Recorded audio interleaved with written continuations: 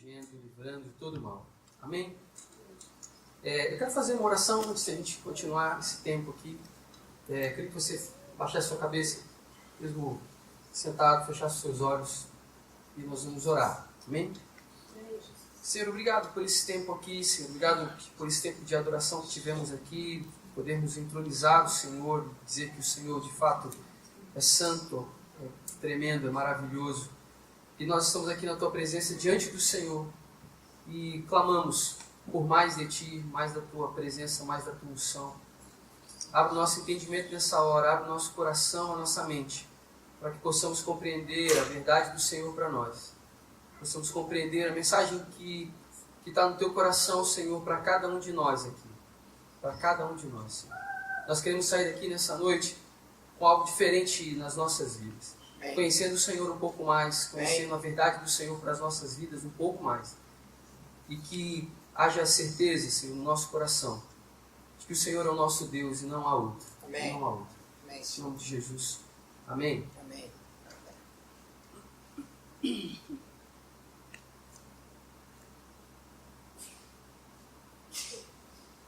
Esse mês de fevereiro, eu vou estar trazendo a palavra aqui, a ministração, o sermão, em 2 domingos, nesse e no último domingo do mês, e eu pensei em trabalharmos um tema nesses 2 próximos domingos, a respeito da santidade e da santificação.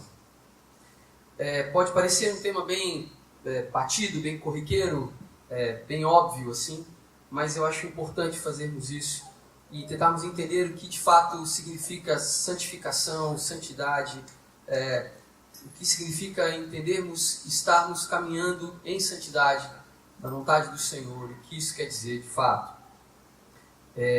Mas antes disso, nós não podemos negar o período que estamos vivendo, né? O período que estamos passando, inclusive por conta desse feriado que nós estávamos comentando agora. Mas, afinal de contas, o que é carnaval? O que é carnaval? Eu posso me lembrar de algumas canções que falam a respeito de carnaval, que tentam definir o que é carnaval.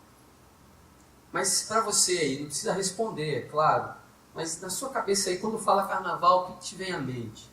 Qual a definição que você tem? Né? E a gente chega num ponto que é interessante, que você vai encontrar, e aí vamos trazer para dentro da nossa realidade, a realidade do cristianismo, a realidade nossa de servo de Deus. Você vai encontrar alguns queridos mesmo, irmãos, talvez de uma teologia mais liberal, um tipo de cristão mais progressista, que vai até defender de que o carnaval nada mais é uma festa que, apesar de pagã, é uma festa cultural. É algo que não, de certa forma, não tem nada a ver, não fere a santidade de Deus ou qualquer outra coisa. E aí, talvez esses irmãos possam até criticar os mais fundamentalistas, assim, vocês são retrógrados, vocês não abrem a cabeça para as coisas que evoluíram e tudo mais e tal. Bom, a gente não vai ficar nem defendendo um lado, nem defendendo o outro, nem justificando um lado, nem justificando o outro, mas nós vamos para a palavra e vamos entender o que isso de fato significa. Mas antes disso, a gente precisa voltar um pouquinho e entender na história o que de fato é o carnaval. Porque quando a gente fala em carnaval, principalmente no Brasil, e os brasileiros são muito conhecidos por carnaval. Quem já teve experiência de visitar um outro país, ou se encontrar aqui mesmo com um gringo de qualquer nacionalidade, e a primeira coisa que vem à cabeça deles é futebol e carnaval. Quando fala, sou brasileiro, parece que na cabeça deles vem uma mulata sambando, ou o Ronaldinho jogando futebol, dando um drible. É a primeira coisa que vem à cabeça deles. Ninguém pensa que o Brasil é produtor de café, que o Brasil produz outras coisas interessantes, que, por exemplo, nós temos um prêmio máximo de matemática, vocês sabiam disso? O maior prêmio da matemática do mundo é um brasileiro. De pesquisa, de desenvolvimento matemático na matemática. Mas ninguém fala disso. Né? As pessoas vão lembrar de samba e futebol e carnaval. Mas não foi o Brasil e nem os cariocas que inventaram o carnaval. O carnaval é uma festa muito antiga. Na verdade, ela é de origem grega, apesar de alguns historiadores terem que ela teve uma importância e uma culminância muito forte no período do Império Romano, mas ela é de fato uma festa de origem grega, e eram adorados nessa festa o deus era adorado nessa festa o deus Dionísio, que na verdade Dionísio é o nome grego para Baco, né? Que é um nome romano. E Baco ou Dionísio, a mesma coisa, eram deuses da fertilidade, do vinho e de uma série de festas, e comemoravam o período de colheita. Então, se a colheita tinha sido boa, tinha sido ruim, eles comemoravam a si mesmo e tal. Enfim, essa era a festa. Com a questão da igreja, né, do Estado assumir o cristianismo como religião oficial, então essas festas passaram a ser adaptadas ao calendário, depois, muitos anos depois, muitos séculos depois, ao calendário cristão. Então a gente fica meio achando estranho, de fato é estranho, né, você pensar assim, quando é que é o carnaval? São 47, 46 ou 40 dias antes da chamada Sexta-feira da Paixão. Opa, como assim? A gente comemora então o carnaval baseado lá na Semana Santa, parece incoerente, e de fato é. Porque essa festa, que era uma festa pagã, foi incorporada ao calendário cristão quando a igreja então é encampada pelo Estado lá no século III e por aí afora, com o imperador Constantino. Isso.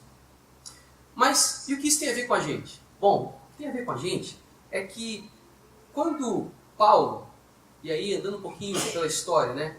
Paulo lá em Atos 17, não precisa abrir a sua Bíblia, diz assim, enquanto os esperava em Atenas, o seu espírito se comovia em si mesmo, vendo a cidade tão entregue à idolatria. Paulo estava em Atenas, e ele só entrou na cidade, ele não tinha conversado com ninguém, e Paulo descreve que ficou extremamente entristecido como aquele povo era idólatra, como aquele povo adorava outros deuses, dentro de uma cidade, de uma cultura totalmente pagã.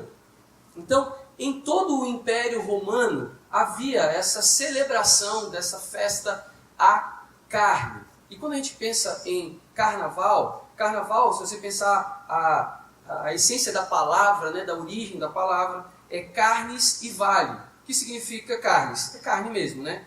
E vale nada mais é do que prazeres. Então, quando fala em carnaval, prazeres da carne. É isso, carnaval é isso. E o que isso, mais uma vez, tem a ver com a gente? E falar disso e falar no mês que nós vamos falar sobre santidade. É que quando fala em carne, está falando dos nossos desejos. Está falando daquilo que a nossa carne quer. O que a sua carne quer agora? A sua carne está desejando alguma coisa agora. A sua carne pode estar desejando olhar no celular agora. A sua carne pode estar desejando, como a minha, um ventilador, um ar-condicionado mais fresco, que eu estou suando igual tampa de chaleira. A sua carne pode estar desejando um copo de água, a sua carne pode estar desejando qualquer coisa agora, uma cama para dormir. A sua carne pode estar desejando qualquer coisa. E quando a gente fala em carnaval, é uma celebração, é uma festa que aponta para todos os desejos da carne. Você vai se lembrar de inúmeras frases a respeito disso. Viver como se não houvesse amanhã, ou seja, o que essa frase quer dizer? Viver como se não houvesse amanhã, como se não houvesse futuro, como se tudo terminasse aqui e agora.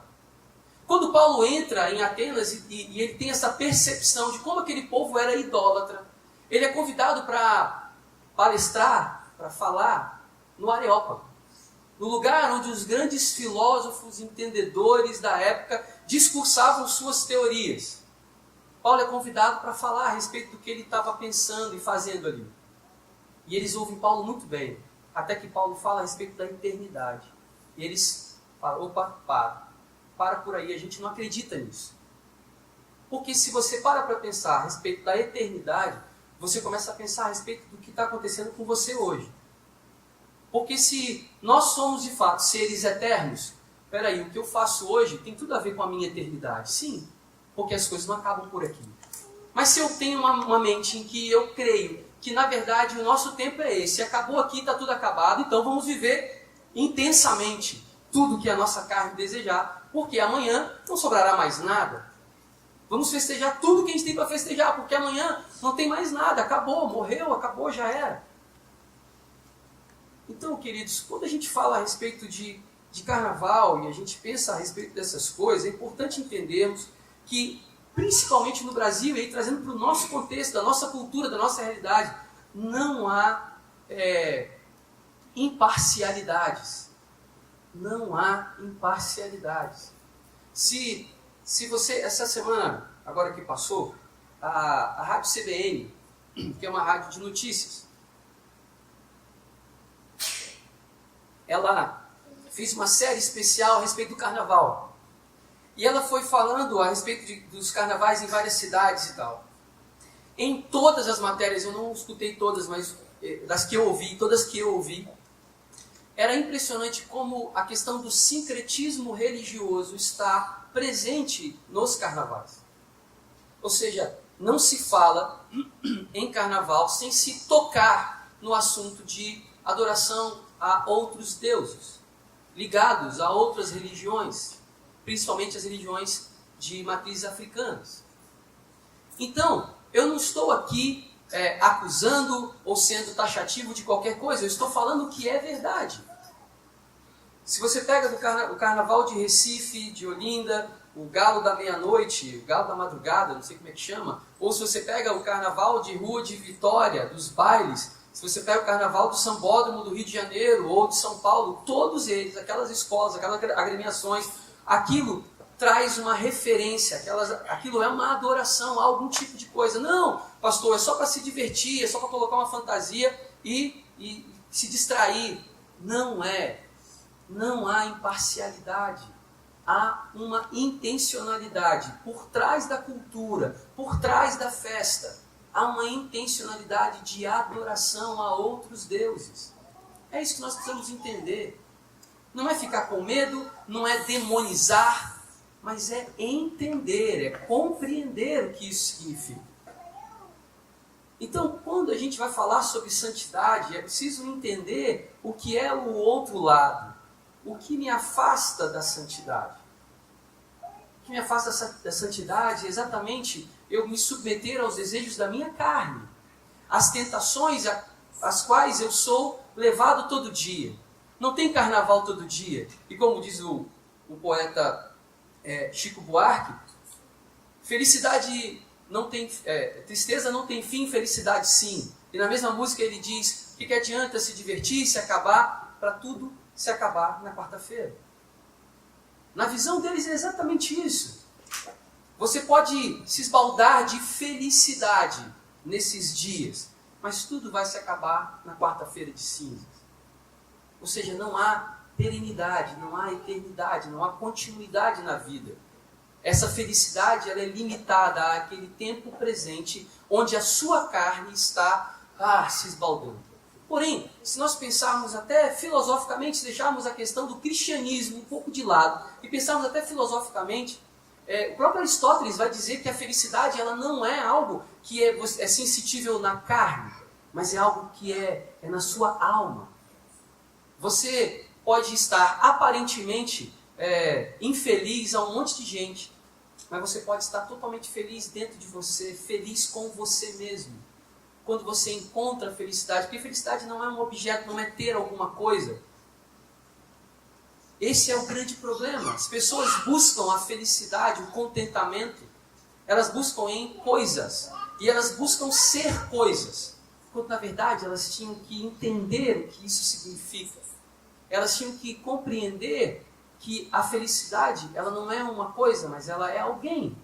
Alguém que transforma aquilo que está dentro de você em uma esperança viva. E não uma esperança que é limitada a um tempo, a um dia, a algumas horas, a algum tempo de prazer. Mas carnaval não acontece todos os dias, mas nós somos tentados todos os dias. O carnaval de fato vai acabar terça-feira ou na quarta-feira de cinzas. Mas nós não deixaremos de ser tentados. A nossa carne não vai continuar brigando conosco, não vai continuar militando pelas causas da carne depois de quarta-feira. Não haverá uma trégua, não haverá um período de pausa dessa guerra da carne, da nossa carne contra nós mesmos. Essa guerra continua.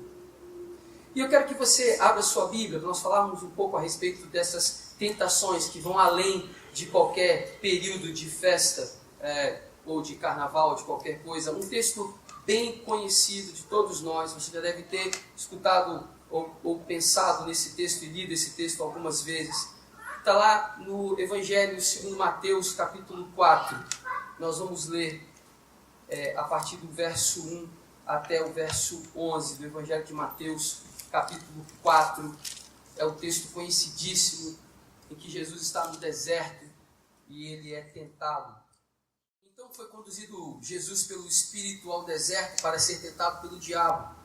E tendo jejuado 40 dias e 40 noites, depois teve fome. Chegando-se a ele o tentador disse: se tu és filho de Deus, manda que essas pedras se tornem pães. Ele, porém, respondendo, disse: está escrito, nem só de pão viverá o homem, mas de toda a palavra que sai da boca de Deus. Então o diabo transportou a cidade santa e colocou-o sobre o pináculo do templo. E disse-lhe, se tu és filho de Deus, lança-te daqui abaixo, porque está escrito que aos seus anjos dará ordens a teu respeito, e tomar-te-ão nas mãos, para que nunca tropeces com o teu pé em alguma pedra. Disse-lhe Jesus, também está escrito, não tentarás o Senhor teu Deus. Novamente o transportou o diabo a um monte muito alto, e mostrou-lhe todos os reinos do mundo e a glória deles. E disse-lhe, tudo isto te darei, se prostrado me adorares. Então disse Jesus, vai-te, Satanás, porque está escrito, ao Senhor teu Deus adorarás e só a ele servirás. Então o diabo deixou, e eis que chegaram os anjos e os serviram. Bom, todos nós conhecemos esse texto, amém? Você já deve ter escutado alguns sermões a respeito dele. Mas eu quero te fazer duas perguntas. Primeiro, é se você já foi tentado alguma vez na sua vida. Você já foi tentado? Você consegue se lembrar de alguma tentação que você foi submetido a ela? Se a sua resposta interna foi sim, eu quero te fazer outra pergunta. O diabo apareceu para você? Você viu ele assim, face a face? Ou não? Bom, eu vou dizer por mim. Eu já fui tentado. Aliás, eu sou tentado todos os dias. E sinceramente, o diabo nunca apareceu em forma nenhuma para mim. Eu nunca vi a cara dele, graças a Deus. Graças a Deus. Estou muito feliz e satisfeito com isso. Quando a gente lê esse texto, e eu quero te levar a extrapolar um pouquinho, a sair um pouquinho da caixinha do texto. É óbvio que nós estamos lendo a palavra de Deus e ela é viva. Eu não tenho nenhuma dúvida de que esse episódio pode ter ocorrido exatamente como está narrado aqui. Eu não tenho dúvida de que isso é possível acontecer. Mas quando eu penso a respeito de tentação, e eu penso que Jesus é o Filho de Deus, encarnado, ele viveu aqui como homem, como eu e você, e eu penso nas tentações às quais eu e você somos submetidos, e para que Jesus experimentasse todas as coisas, eu fico pensando a respeito dessa tentação de Jesus também, ela pode ter ocorrido como ocorre comigo e com você, na nossa mente. Nossa mente. Porque antes de pecarmos, antes de executarmos o pecado, antes da ação, porque pecar é uma ação, antes disso ocorrer, acontece primeiro a intenção ou a intencionalidade. E isso surge na nossa mente.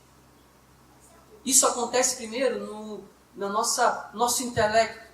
Ninguém acorda um dia e fala assim, rapaz, quer saber, eu vou assaltar um banco hoje, agora. Deu vontade, eu vou lá assaltar um banco. Ninguém faz isso. As pessoas planejam, arquitetam as coisas.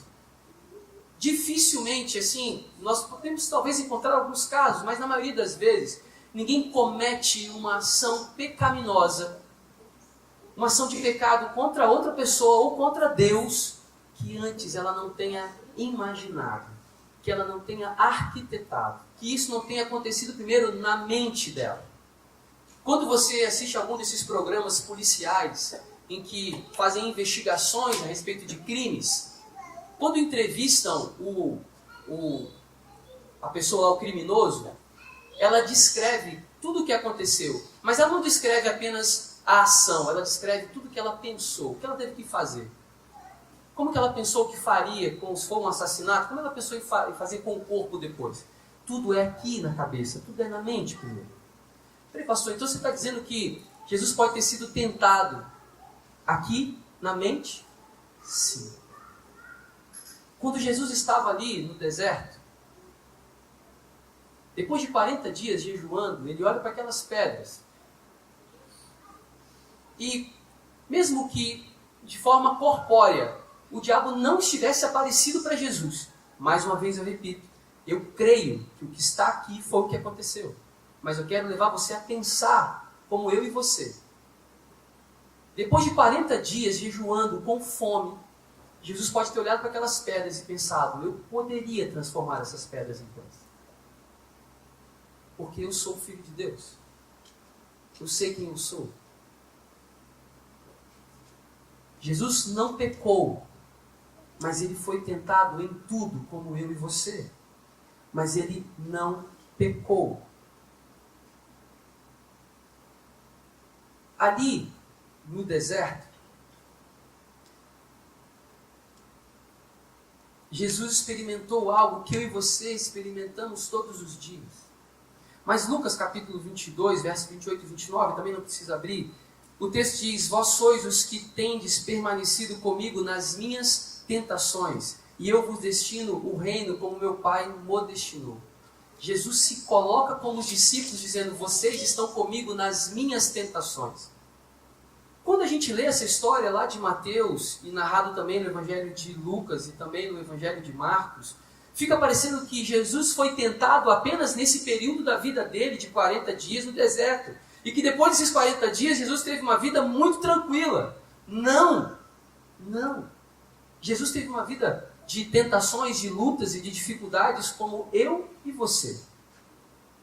Porque seria até incoerente e até injusto e talvez até um pouco de simplicidade pensarmos que então, depois dessas respostas muito bem dadas por Jesus a Satanás, ao diabo, ao tentador, o diabo fala assim: eu não posso tentar com esse cara, vou embora, ele já ganhou, perdi. Você acha que foi assim? Claro que não. Jesus foi tentado em muitos outros momentos, como eu e você. Mas nos outros momentos não diz que o diabo, em forma corpórea, aparece para Jesus. Então, de que forma Jesus foi tentado? Nós temos outros textos. Tem um texto em Mateus, capítulo 16, que diz que quando os fariseus chegaram junto para Jesus, os fariseus e os saduceus, para o tentarem. O texto diz isso. Os fariseus, chegando-se fariseus e saduceus para o tentarem, pediram-lhe que lhes mostrasse algum sinal do céu. Os fariseus chegam para Jesus para tentá-lo, pedindo um sinal do céu. Jesus percebe que naquele momento, naquela situação, ele estava sendo tentado a fazer algo que não era a vontade de Deus para ele. Quando Maria, no casamento, lá no primeiro milagre de Jesus, Maria fala assim, faça tudo o que... Maria chega para Jesus e fala assim: olha, acabou o vinho. Jesus fala assim: mulher, o que eu tenho com isso? Jesus muitas vezes, ele era impedido pelas pessoas a fazer coisas que ele mesmo sabia que não era o tempo, não era a hora, não era a forma de fazer. Mas a questão, mais uma vez, não era o que ele poderia fazer, porque ele poderia sim transformar aquelas pedras do deserto em pães. Sabe por quê? Porque algum tempo depois ele consegue pegar pães e peixes de um garotinho e alimentar uma multidão, milhares de pessoas. Como que o Jesus que consegue multiplicar pães e peixes não conseguiria transformar pedras em pães? Mas por que ele não faz no deserto, mas faz diante da multidão? Mais uma vez, a tentação está aqui e não no que a gente está fazendo. Porque eu posso fazer uma coisa boa e mesmo assim o meu coração, a minha mente está totalmente dominada por Satanás. A minha mente e o meu coração está totalmente inclinado ao pecado. Mesmo assim eu estou fazendo uma coisa boa. Então, mais uma vez, santificação, santidade não é o que eu faço, mas é o que está dentro de mim, não são as minhas ações. As minhas ações refletem, de fato, o que está dentro de mim. De fato, o que eu penso é que Jesus, ali no deserto, em não transformar aquelas pedras em pães, sozinho, ele poderia fazer isso e ninguém ia ver. Era um exercício para o próprio Jesus. Porque em outras situações, Jesus foi assediado, foi tentado a simplificar o caminho que ele tinha que percorrer. Em outras situações, Jesus foi tentado, foi até solicitado a ele que fizesse um outro trajeto, que o afastasse da cruz, que o afastasse do destino. como se, olha, a finalidade vai ser a mesma, o resultado vai ser o mesmo, se você vier por aqui. Foi isso que o tentador fez com Jesus no deserto. Espera aí, o que você quer? Você quer que a sua mensagem alcance as nações? Então, eu te dou isso, eu te dou as nações.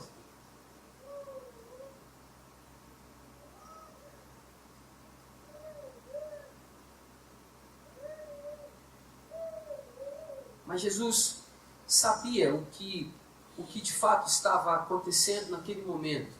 Naquele momento ele estava sendo tentado por inteiro.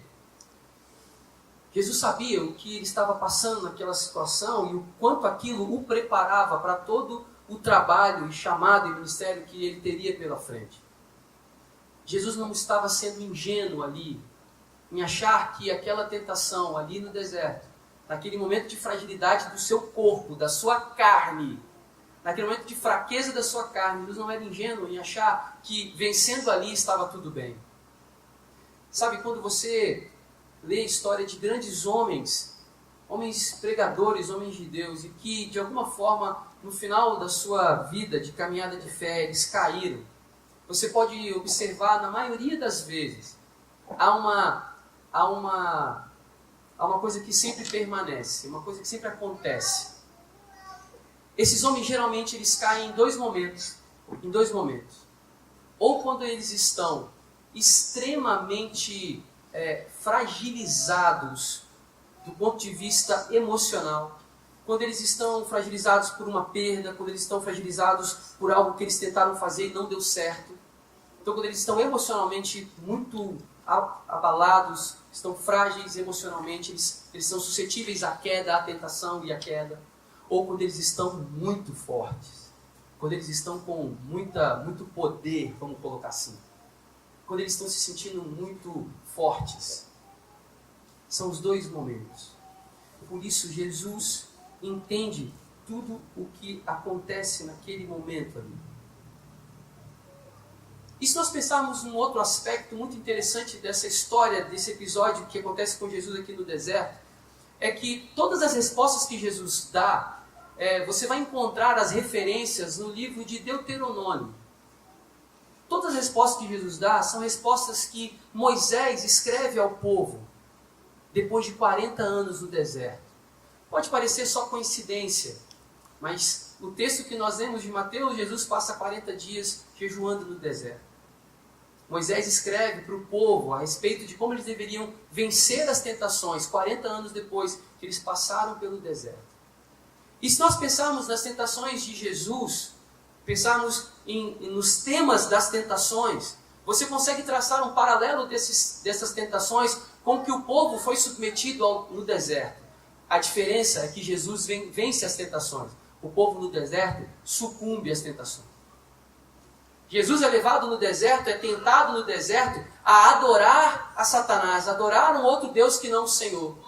O povo é submetido a isso e prontamente adora. Prontamente. Jesus é incitado na sua fome, na sua carne, a transformar pedras em pães. A primeira coisa que o povo começou a reclamar no deserto com Moisés, a respeito de comida. Nós vamos morrer de fome. Você trouxe a gente para esse deserto para morrer de fome. Era melhor ficar lá no Egito comendo as cebolas lá dos egípcios. Não há crença naquele povo no deserto de que Deus era o sustento deles. Não havia credibilidade de que a vida deles de fato estava na mão do Senhor. Eles sucumbiram à tentação da fome. Eles caíram na tentação. Mais uma vez, Jesus vence isso, Jesus rompe isso.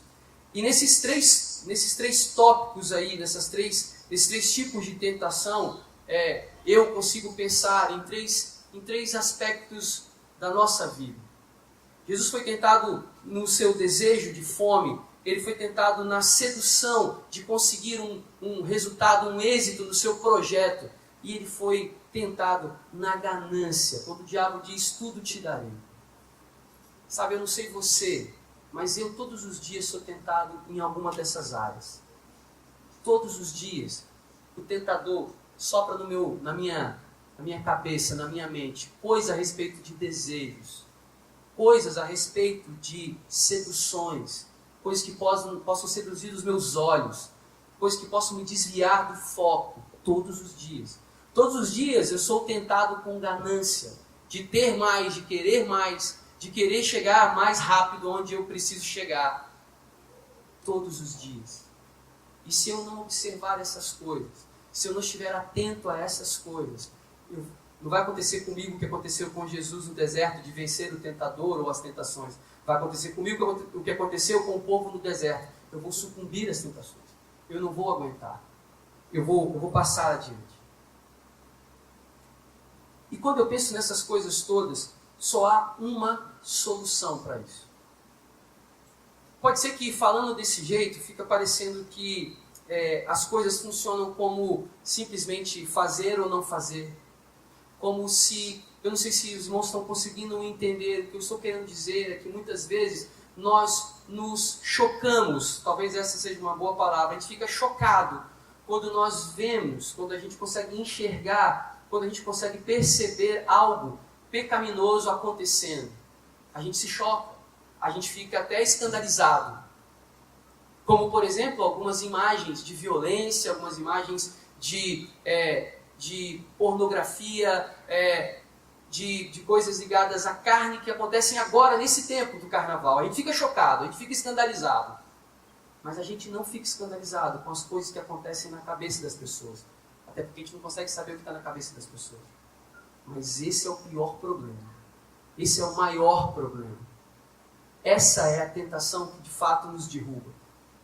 Eu não quero dizer que a outra não. Não quero dizer que a outra também não é tão ruim quanto. Mas eu quero dizer que nós devemos guardar a nossa mente e o nosso coração. Assim como como Paulo escreve aos Filipenses, não estejais inquietos por coisa alguma, antes as vossas petições sejam em tudo conhecidas diante de Deus pela oração e súplica com ações de graça. Então Paulo diz o seguinte, queridos, não esconda a sua dor, não esconda a sua tentação, não esconda aquilo que está perturbando a sua mente. Paulo diz para os irmãos lá de Filipe, não estejais inquietos por coisa alguma. Tem alguma coisa te incomodando? Você percebe que está sendo tentado em alguma área da sua vida. Pastor, estou sendo tentado no meu casamento. Tem uma infeliz no meu trabalho, tem uma pessoa que está me tentando. Pastor, estou sendo tentado no meu trabalho porque eu remexo com dinheiro e é tão fácil desviar um pouquinho. É tão fácil sonegar um pouquinho, pastor. Eu estou precisando tanto desse dinheiro. Eu estou sendo tentado em qualquer outra área da minha vida. Eu sou tentado em aparecer, em ser o principal. Eu quero sempre ser o protagonista. Eu quero sempre ser o melhor do que eu faço. Mas isso é para minha soberba. Isso não é para nada mais do que isso. Não estejais inquietos por coisa alguma, antes as vossas petições sejam em tudo conhecidas diante de Deus. As vossas petições, aquilo que está no seu coração, aquilo que você deseja. Pastor, como é que eu vou saber se o que eu desejo é algo lícito ou é algo que apenas o diabo está soprando na minha cabeça para ser uma tentação? Coloca diante de Deus, coloca diante do Senhor. A única coisa que vai nos garantir uma caminhada de santidade, de santificação diante de Deus, é nos aproximarmos do Senhor. Paulo continua. E a paz de Deus, que excede todo entendimento, guardará os vossos corações e os vossos pensamentos em Cristo Jesus. A paz de Deus, que excede todo entendimento, guardará os vossos corações e os vossos pensamentos. Onde está a origem de todo o mal, então, na nossa vida? Nossa mente, no nosso coração. A gente pensa antes de executar. A gente sonha. A gente alimenta isso dentro de nós primeiro. E é essa a nossa luta todos os dias. Essa é a nossa batalha todos os dias. As tentações a que Jesus submeteu, a que Jesus foi submetido, não foram apenas aquelas do deserto. Jesus foi submetido. Ele estava sujeito a tentações a todo momento, como eu e você. A todo momento, como eu e você. Mas ele venceu. Ele venceu todas elas. Para que ele pudesse chegar diante da cruz, inclusive a morte ele venceu, como nós cantamos aqui. Ele venceu porque ele cumpriu todo o propósito, sem pecar. foi tentado, em tudo foi tentado, mas não pecou. Mas não pecou. Então, queridos, para encerrar, eu quero dizer que nós seremos tentados sempre, não só no período de carnaval. Estejamos atentos, sim, com todas as ofertas de carne que são oferecidas para nós. Não só nesse período, mas em todos os momentos. Em todos os momentos. Eu quero dizer que é impossível caminharmos para aquilo que o Senhor tem para nós, para o alvo que o Senhor tem estabelecido para as nossas vidas, se nós não buscarmos a paz de Deus que excede todo o entendimento. E se tem alguma coisa que você tem que guardar, e não sou eu que estou dizendo isso, de tudo que você tem que guardar, guarde o seu coração. Guarde as intenções do seu coração. Guarde aquilo que está na sua mente. Guarde os seus pensamentos. Por isso que a gente sempre deve orar assim: Senhor, guarde os meus pensamentos. Leva cativo os meus pensamentos. Porque às vezes eu posso pensar em fazer uma coisa muito boa, mas lá no fundo, a intenção do meu coração não é boa. E como é que eu vou saber disso? Autoconhecimento passa por santificação. Porque autoconhecimento não é você se achar, mas autoconhecimento é você saber quão ruim você é, o quão fraco você é. O quão você vai dizer assim: eu não posso passar por isso porque eu vou cair se eu passar nessa situação sozinho. Eu não vou entrar nesse lugar porque esse lugar é ruim. Eu não vou estar com essas pessoas porque essas pessoas, elas podem me levar a algo que eu não quero fazer. Autoconhecimento é saber até onde eu posso ir, mas isso a gente não consegue com a gente mesmo. Porque o nosso coração é enganoso. A nossa mente pode nos enganar. Nós precisamos da presença de Deus na nossa vida sempre, o tempo todo. Então, eu quero parar por aqui, essa primeira parte a respeito de santificação, mostrando que há um caminho para a santificação. É buscar que o Senhor guarde a nossa mente e o nosso coração. Não é o que eu faço. A santificação não é um sacrifício simplesmente da minha carne. Ah, pastor, eu vou jejuar 40 dias e depois de 40 dias eu vou ser um homem muito crente, eu vou ser um homem muito poderoso, um homem sem pecados. Não. Isso não é uma regrinha de 3 exata. No que eu faço isso, então isso vai acontecer. A nossa vida não é assim. Nós precisamos buscar a santificação primeiro na nossa mente e no nosso coração. E no próximo tópico dessa mensagem nós vamos falar de exercícios espirituais para isso. Exercícios espirituais. Assim como você faz exercício para manter o seu corpo em forma, assim como você se alimenta de coisas boas e saudáveis para que você possa estar bem, saúde, nós precisamos alimentar também nosso espírito com aquilo que fortalece o nosso espírito, vivifica o nosso espírito e mata a nossa carne. Mata aquilo que pode nos afastar completamente do Senhor. Feche seus olhos, eu quero orar. Eu quero fazer uma oração, Senhor, nessa noite. Nesse domingo, Senhor, que é chamado domingo de carnaval.